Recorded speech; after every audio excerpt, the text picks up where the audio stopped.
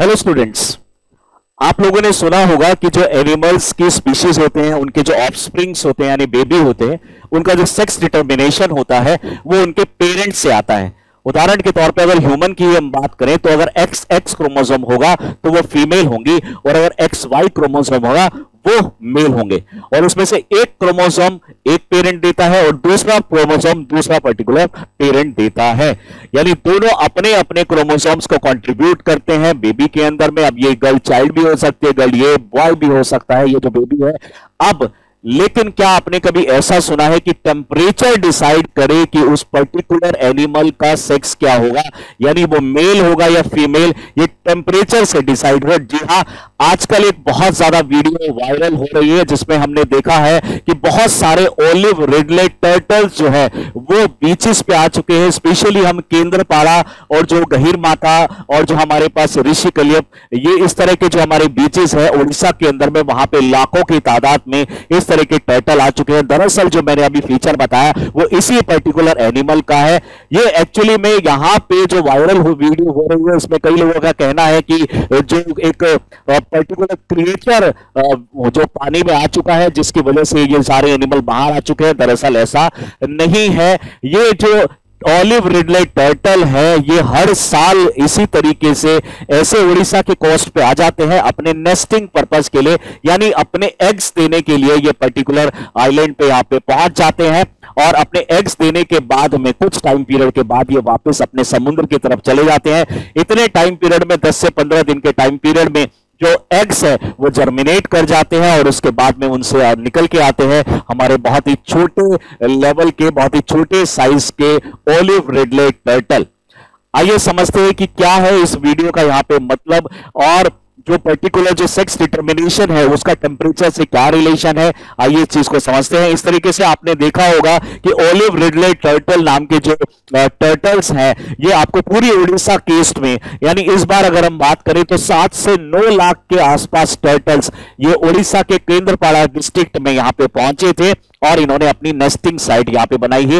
ये वर्ल्ड की सबसे बड़ी नेस्टिंग साइट है जब कोई एनिमल एक ही जगह पे इतने सारे एग्स को जर्मिनेट करता है। यहाँ पे उस टाइम के लिए, जिस टाइम पे ये फरवरी मार्च के टाइम में जब ये यहाँ पे आते हैं उस टाइम पे फिशिंग को कुछ टाइम के लिए रोक दिया जाता है और जो अदर जो एक्टिविटीज होती हैं फिशिंग से रिलेटेड उन एक्टिविटीज को भी यहाँ पे रोक दिया जाता है just in order to protect this olive ridley turtle. तो ये रिडलेट टर्टल कुछ इस तरीके से दिखता है। सबसे पहली बात है कि ओलिव रिडले को, ओलिव ये वर्ड कहां से डिराइव होता है?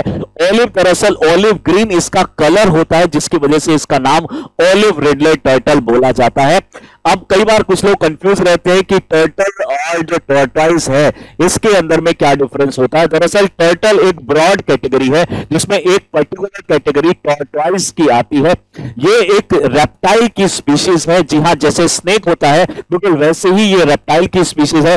यानी all the tortoise are the turtles but all the turtles are not the tortoise. यानी टर्टल एक ब्रॉड कैटेगरी है जो जनरली पानी के अंदर में रहते हैं, जबकि टर्टल्स जो है वो पानी के अंदर और लैंड के अंदर में दोनों इजीली रह सकते हैं। टर्टल जो होते हैं वो हमारे पानी की वजह से अपनी जो ऊपर की जो बॉडी होती है बहुत ही स्ट्रीमलाइन होती है ताकि वो इजीली स्विम कर सके। वहीं पे जो हमारे टर्टल्स होते हैं लैंड पे रहते हैं और उनकी जो सरफेस होता है वो बहुत ज्यादा हीव टाइप का होता है, ऊंचा उठा होता है पहाड़ की तरह में, और वो थोड़ा सा रफ सरफेस भी होता है। आइए इस ओलिव रिडलेट टर्टल के बारे में और डिटेल में हम समझते हैं। सबसे पहले न्यूज की बात करते हैं तो ऋषिकुल्या बीच, गहीर माथा बीच जो कि केंद्रपाड़ा बीच और ये इनके आसपास में है, ये अरीबाड़ा के लिए यहाँ पे आए थे।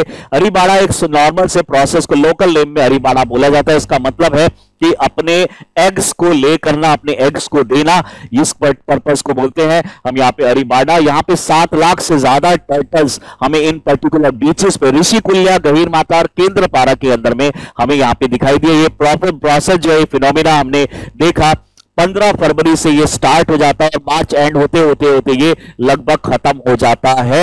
यानी मार्च की स्टार्टिंग में ये चीजें खत्म हो जाती हैं। जो टर्टल है वो अपने बच्चों को यानी एग देने के बाद में वो अपना वापस से स्विम करके वापस से चला जाता है, जबकि जो उनके जो बेबी होते हैं, बच्चे होते हैं, उनको ये नहीं पता होता है कि उनकी मदर कौन थी और धीरे धीरे करके वो भी फिर दोबारा से ओशियन में चले जाते हैं और फिर वो खो जाते हैं उस ओशियंस की गहराई में, पानी के अंदर में। Indian coast guard intensified operation Olivia an initiative जो लॉन्च किया गया था 1991 में, क्योंकि इनकी पॉपुलेशन बहुत सारे रीजन की वजह से कम होती जा रही है, इस वजह से हर स्टेट गवर्नमेंट, हर कंट्री गवर्नमेंट जहां भी ऑलिव रिडले टर्टल्स मिलते हैं उनको प्रोटेक्शन किया जाता है। 1991 से स्पेशली ये प्रोग्राम स्टार्ट किया गया था। स्पेशली इंडिया की अगर हम बात करें तो तब से हम हर साल इन टर्टल्स को बचाने में लगे हुए हैं। ऑलिव रिडले टर्टल और उसके जो नेस्टिंग ग्राउंड्स है, जिस तरह से आप यहां पे देख पा रहे हैं, ये बेबी है, वो छोटे बच्चे हैं जो कुछ यानी मार्च के महीने में बाहर निकल के आते हैं और दोबारा से समुद्र के अंदर में चले जाते हैं। इसका नाम ऑलिव ग्रीन की वजह से यहां पे पड़ा है और अगर ये देखा जाए तो ये एंडेंजर्ड कैटेगरी में है, यानी इनकी जो पॉपुलेशन है बहुत ही फास्ट रेट से डिग्रेड भी हो रही है। अब बात यह है कि क्यों जरूरत है हमारी सी टर्टल्स की। दरअसल ये कनेक्टिंग लिंक मतलब बनाते हैं मेराइन इकोसिस्टम के अंदर में, और ये जो कोरल रीफ्स होती हैं और सी ग्रासेस बेड होती हैं उनकी पॉपुलेशन को मेंटेन करने में, बैलेंस करने में बहुत ज्यादा हेल्प करते हैं। तो एक कनेक्टिंग लिंक है, अगर ये नहीं होंगे तो जो कोरल रीफ्स का जो रीफ है वो बढ़ता चला जाएगा और धीरे धीरे धीरे करके वो बहुत पहाड़ जैसा रूप ले लेगा, जो कि हमारे कोरल्स के लिए अच्छा नहीं होगा। ये स्पीशीज सेकंड स्मॉलेस्ट कैटेगरी है रेप्टाइल्स के अंदर, स्पेशली टर्टल्स की जो सबसे छोटी स्पीशीज है जिसका नाम है कैंप रिडले। कैंप रिडले के बाद में सेकंड स्मॉलेस्ट जो स्पीशीज है वो है ऑलिव रिडले टर्टल्स, और ये हमें पूरे वर्ल्ड के अंदर में दिखाई देती है। स्पेशली हमें इंडिया के आसपास कंट्रीज में ज्यादा दिखाई देती है, साउथ अमेरिका में भी इसको देखा जाता है, कैरिबियन आइलैंड्स के अंदर में भी इसको देखा जाता है, ज्यादातर इक्वेटर के आसपास ये आप कंट्रीज को देखेंगे। बात करते हैं कि क्या कनेक्शन है इनके टेम्परेचर का और इनके सेक्स डिटर्मिनेशन का। सबसे पहले अगर हम देखें तो sea turtle stages vulnerable to the climate change, ये एक बहुत बड़ा फैक्टर है। जैसे जैसे क्लाइमेट चेंज हो रहा है जिसकी वजह से एक बहुत बड़ा इशू यहां पे क्रिएट हो गया है। दरअसल होता क्या है कि अगर जो फीमेल टर्टल है वो नेस्टिंग के लिए, एग देने के लिए अगर वो ओशन पे बीचेस में आती है तो बीच की जो सैंड होती है वहां उसका टेम्परेचर उसको चाहिए होता है, लेकिन जो सैंड का जो टेम्परेचर अगर ज्यादा होगा, क्योंकि ग्लोबल वार्मिंग बढ़ रही है, तो अगर सैंड का अगर वो ज्यादा होगा, टेम्परेचर ज्यादा होगा, तो उस टाइम पे फीमेल बनने के चांसेस जो है वो बढ़ जाते हैं। और अगर बीच की सैंड का जो टेम्परेचर है वो कम है तो उस टाइम पे मेल के होने के चांसेस हो जाते हैं। ये डायरेक्ट रिलेशन है, यानी एग इंक्यूबेटेड बिलो 27.7 डिग्री से कम अगर होगा तो वो मेल में कन्वर्ट होगा, और अगर यहां पे 31 डिग्री सेल्सियस इससे ज्यादा होगा तो वो यहां पे फीमेल में कन्वर्ट होगा। और जैसा कि आप जानते हैं ग्लोबल वार्मिंग की वजह से टेम्परेचर बढ़ रहा है, तो ज्यादा से ज्यादा फीमेल बर्थ ले रही है और मेल बर्थ नहीं ले पा रहे हैं। यानी अगर 5 फीमेल होती है तो उसमें से एक ही मेल होता है, और धीरे धीरे ये रेशो और वर्स्ट होती जा रही है।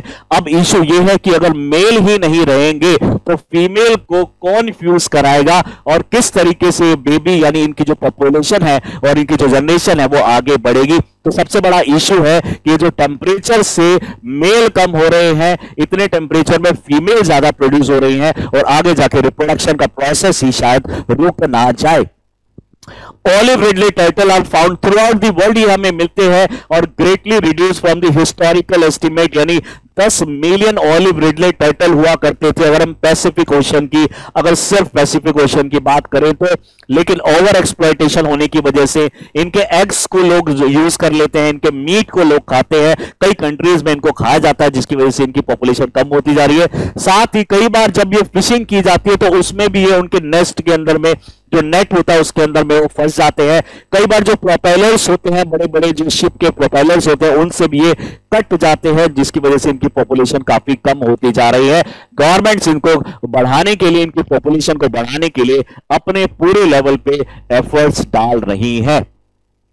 यहां पे अगर हम बात करेंगे तो ये पर्टिकुलर आज के टाइम पे IUCN international union for conservation of nature के अंदर में वल्नरेबल कैटेगरी के अंदर में आता है।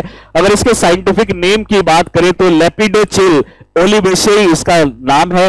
वेट की अगर हम बात करें तो 75 से लेकर 110 पाउंड्स तक के हो सकते हैं। लेंथ इनका 24 से लेकर 28 इंचेस तक है। और इनका जो हैबिटाट है ऑलिव रिडले टर्टल का वो होता है हमारा ओशन यानी सॉल्ट का गहरा पानी। मीजो अमेरिकन रीफ्स में आपको दिखाई देंगे, साउथ वेस्ट इंडियन ओशन के अंदर में आपको दिखाई देंगे, साउथ वेस्ट पैसिफिक ओशन के अंदर में और इंडोनेशिया के अंदर में, 4 रीजन में सबसे ज्यादा ऑलिव रिडले टर्टल हमें दिखाई देते हैं। The name for this sea turtle is tied with the color of the shell, जो कि olive green कलर का होता है। और यहाँ पे they are currently most abundant of all sea turtles। आज के टाइम पे जितने भी sea turtles है उसमें सबसे ज्यादा पॉपुलेशन, सबसे ज्यादा abundant क्वांटिटी में ये है, लेकिन खतरा भी इनको बहुत ज्यादा है और पॉपुलेशन बहुत फास्ट रेट से कम होती जा रही है। इनका जो वल्नरेबल स्टेटस है वो इनके बेसिकली अगर हम बात करें तो अलग अलग जगह पे अलग अलग इनका वल्नरेबल स्टेटस है, लेकिन IUCN के स्टेटस की अगर हम बात करेंगे तो यहाँ पे वल्नरेबल के अंदर में ये IUCN की 9 कैटेगरी की रेड लिस्ट है, उसमें वल्नरेबल कैटेगरी के अंदर में इसको मेंशन किया हुआ है। बात करें तो ये पर्टिकुलर एनिमल जो है आप देख पा रहे हैं इस तरीके से अपने एग्स को एक छोटा सा होल बनाने के बाद में डिग करने के बाद में अपने हाथों से डिग करते हैं और उसके अंदर में अपने एग्स ले करते हैं। एग ले करने के बाद में इसके ऊपर पूरा हाइड कर देते हैं, इसको मिट्टी से पूरा ढक देते हैं और उसके बाद जो रिडले टर्टल है वो अपना वापस से चले जाते हैं। ये एक रेप्टाइल कैटेगरी का एनिमल है और ओविपेरस है, यानी ये जो एग ले करते हैं उन एनिमल्स को हम ऑलिव रिडले टर्टल बोलते हैं। और इस तरह के जो छोटे बेबी हैं यहां से निकल के आते हैं, जिसमें हमने पहले बताया मेल्स के नंबर्स कम होंगे क्योंकि टेम्परेचर ज्यादा है और फीमेल के नंबर बहुत ज्यादा है और धीरे धीरे करके वापस से समुद्र में चले जाते हैं, फिर से इनका रिप्रोडक्शन होता है, फिर से धीरे धीरे करके ये अपने फरवरी मार्च के महीने में फिर से ये ओडिशा कोस्ट पे पहुंचते हैं और फिर से एग ले करते हैं। ये प्रोसेस हम साल बर साल ऐसे चलता रहता है। बहुत ही इंपॉर्टेंट टॉपिक है इकोलॉजी, एनवायरनमेंट एंड बायोडाइवर्सिटी से रिलेटेड। हर साल एनवायरनमेंट के, इकोलॉजी के, बायोडाइवर्सिटी के बहुत सारे क्वेश्चन, लगभग 15 से 20 क्वेश्चन यूपीएससी में पूछे जाते हैं और इस बार ये काफी ज्यादा फेमस हुआ है और ये इस तरह का जो नेचर है इसको अभी आपको पता होना चाहिए हमारे पॉइंट ऑफ व्यू से। और भी अगर इसी तरह की इंफॉर्मेटिव वीडियोस को देखना चाहते हैं तो do subscribe our channel Chahal academy. Thank you.